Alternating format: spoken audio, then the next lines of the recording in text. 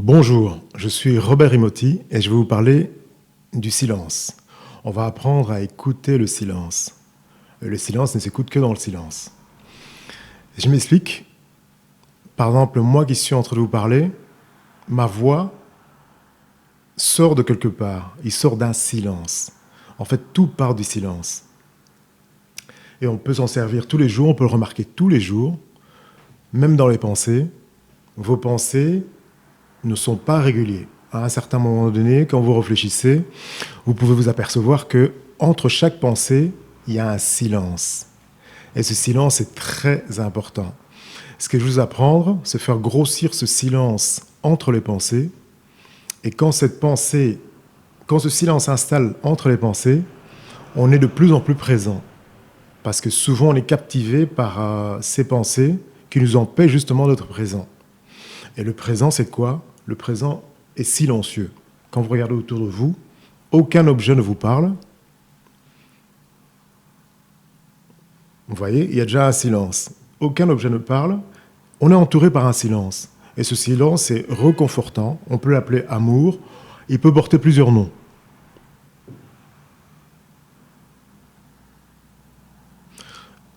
Le silence, le silence est parlant et c'est très difficile d'en parler. Parce que pour arriver au silence, souvent le mental s'emballe parce qu'à un certain moment donné, le mental se rend compte que quand le silence sera là, il devra se taire.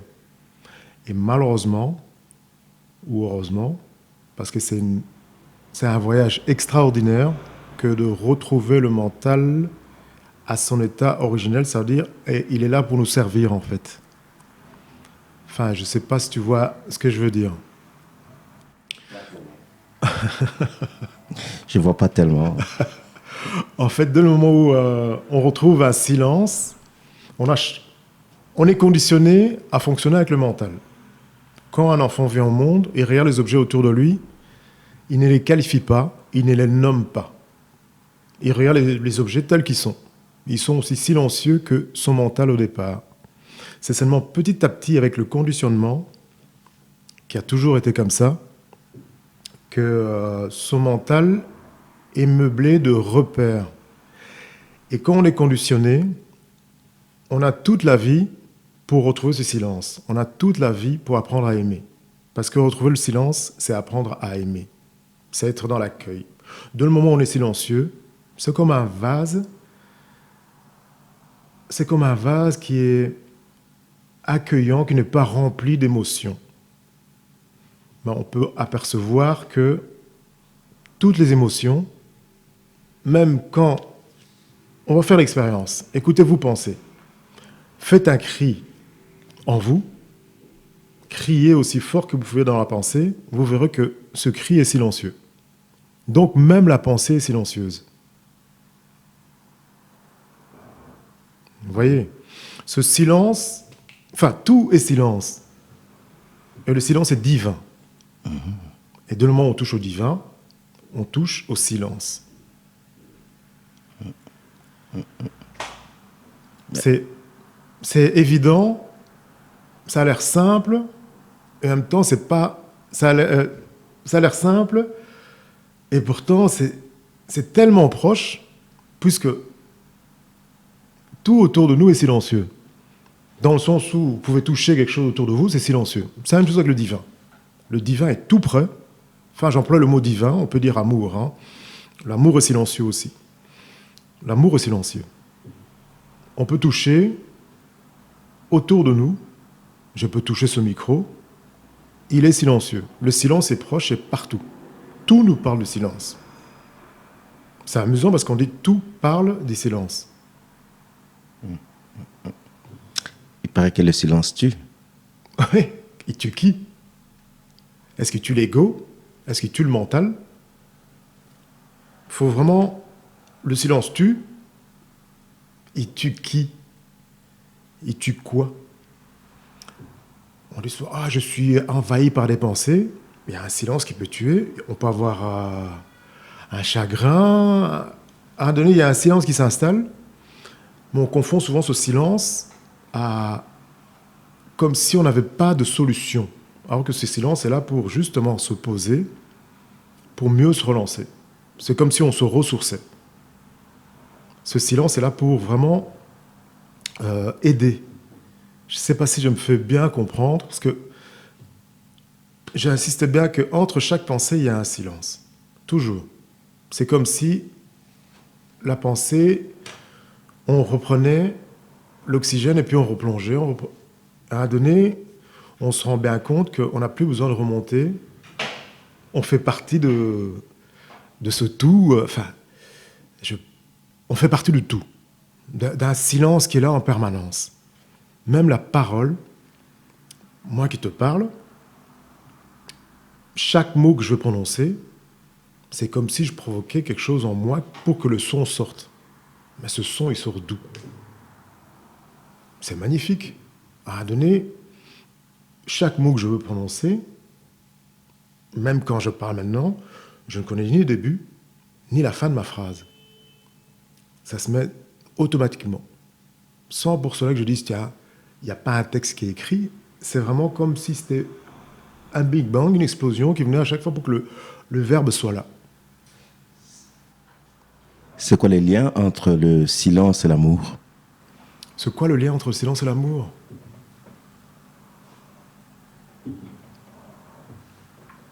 Le lien entre le silence et l'amour. Mais tous les deux, ils sont pareils en fait.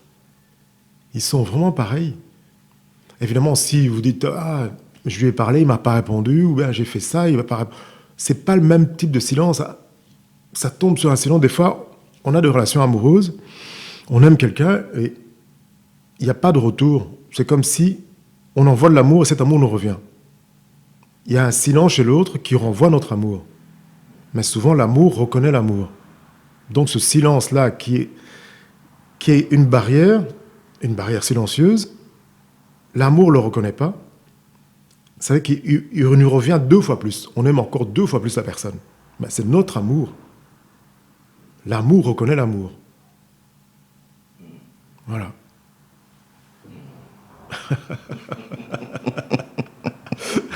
Je n'ai pas bien compris. L'amour reconnaît l'amour. L'amour reconnaît les silences. Les silences qui est amour. Mais en même temps, les silences, c'est quand même silence. Et, parce que quand on est amoureux, je ne sais pas si tu as remarqué, on est silencieux. On apprécie tout. Il y a un silence qui s'installe. On peut vous insulter, quelque chose comme ça. Ah ouais. Vous n'avez pas réagi, il y a un silence qui s'installe. L'amour a installé ce silence. Cette paix. Le silence est dehors. Il y a une paix qui s'installe et on est bien, c'est tout. On peut être agressé, ça ne nous touche pas. Comme si on était dans un cocon silencieux. On a accueilli l'amour dans ce cocon. Dans ce cocon qui est silencieux, parce que même quand on marche des fois, on peut remarquer que les pensées, quand elles sont là, il y a un silence derrière les pensées. Ça dure des fois un petit instant, puis il y a un petit silence comme ça, on dit « Ah, on est bien ». Enfin, on le qualifie, dès le moment où on le qualifie, c'est fini. Le silence s'en va, mais il est toujours dans le fond, toujours. C'est comme une page blanche, il y a plein d'écrits dessus, mais derrière les écrits, il y a une page blanche. Il faut regarder entre les lignes. La passée, j'ai discuté avec un ami, et puis j'ai dit « Ah, j'adore ce fruit ». Il me dit « On ne peut qu'adorer que Dieu ». Moi, cite-moi quelque chose qui n'est pas Dieu autour de moi. Il y a eu un silence. Non, tout est Dieu. On peut adorer tout.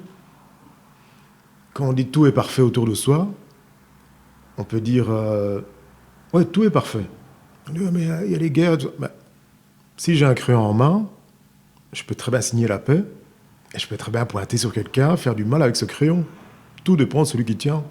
Tout dépend de ce que celui qui tient a dans le mental, son conditionnement. Tout est parfait en soi. C'est ça qui est merveilleux.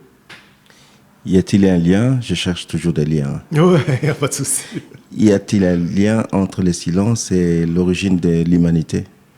Oui, on dit toujours c'est parti d'un Big Bang. Hein. Un Big Bang au départ. Hein. Et le Big Bang, c'est pour ça que je prends toujours l'exemple de la parole. Hein.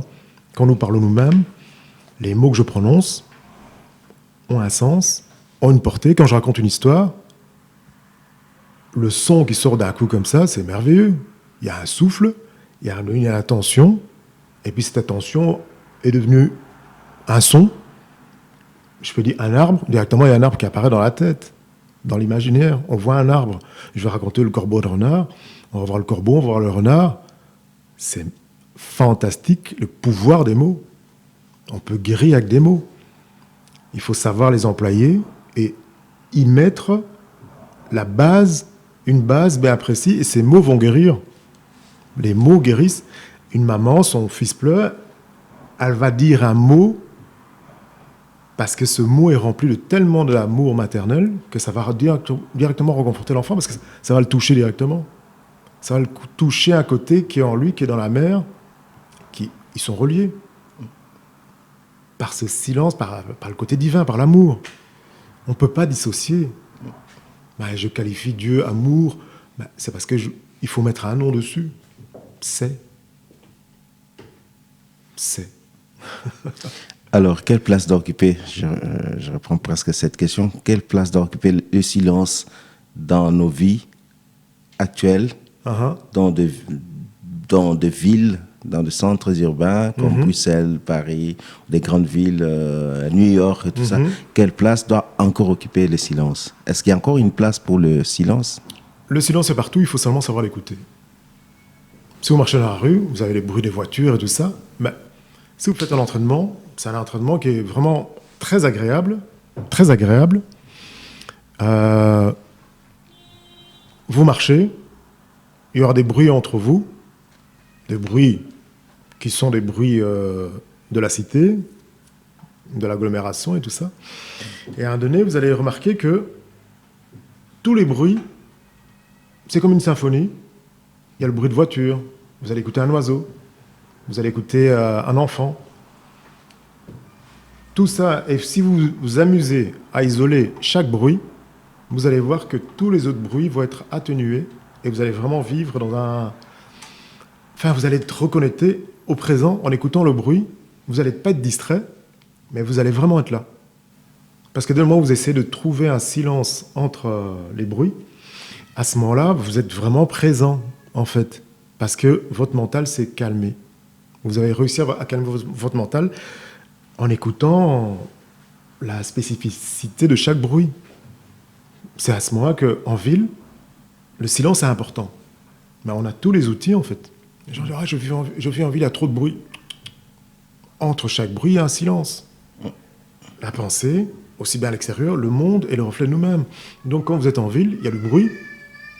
Et n'oubliez pas qu'en ville, les gens sont plus stressés, ils ont plein de pensées, c'est exactement le reflet de ce qu'ils ont devant eux, en fait. Ils sont captivés par les publicités, ils sont captivés par les magasins, ils sont captivés par les gens qui passent et tout ça.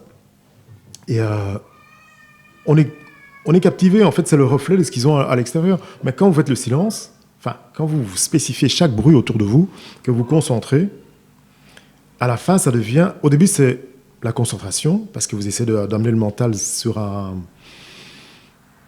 chemin qu'il n'a pas l'habitude, puisqu'il a toujours besoin de références. Et là, vous spécifiez un bruit, vous lui dites « Ah, tu dois penser à ça, tu dois te fixer sur ce bruit, tu dois te fixer vers ça. » Et à ce moment-là, il y a un effort qui se fait au début, et après, c'est vous qui commandez la pensée, dirigée, en fait. Vous dites « Ah, on va écouter cet enfant, et puis le bruit de l'enfant disparaît, je prends un autre bruit. » Mais c'est vraiment, vous êtes là, en écoutant le bruit, vous dites, oui, mais je suis concentré sur le bruit. Non, vous êtes vraiment là. Parce que le mental s'est calmé, vous pouvez apprécier chaque chose qui arrive. Il y a un bruit, quelqu'un, il va bousculer. Directement, vous allez réagir, vous n'êtes plus captivé par une pensée. Parce que la pensée est très enchaînante. Quoi. Ok. C'est clair, hein? Ouais. C'est clair et pas clair. Non, c'est clair maintenant. Ouais, c'est une nourriture, en fait. Hein. Oui, j'ai eu ma dose, là. Un petit dernier mot, peut-être. Nous partons avec quoi en tête autour du silence? Quand on va se quitter ici, oui. Le plus bel exercice, c'est faire vraiment chez vous, dans la rue, même au restaurant, c'est écouter chaque bruit et les isoler.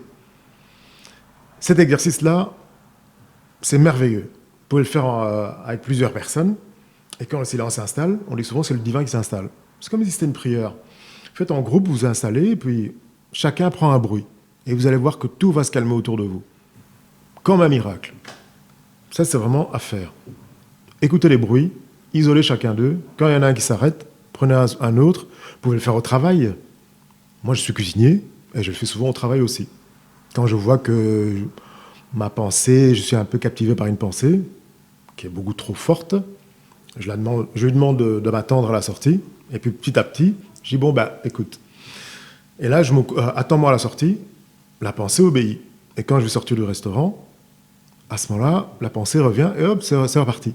Mais l'important, c'est amusez-vous à écouter les bruits autour de vous, et isoler chaque bruit. Et vous verrez qu'il y a un silence entre tous ces bruits. C'est très amusant. Et très bénéfique. Eh bien, voilà. Je suis Robert Imotti. J'espère partager ça très bientôt avec vous et au plaisir de vous revoir. À très bientôt.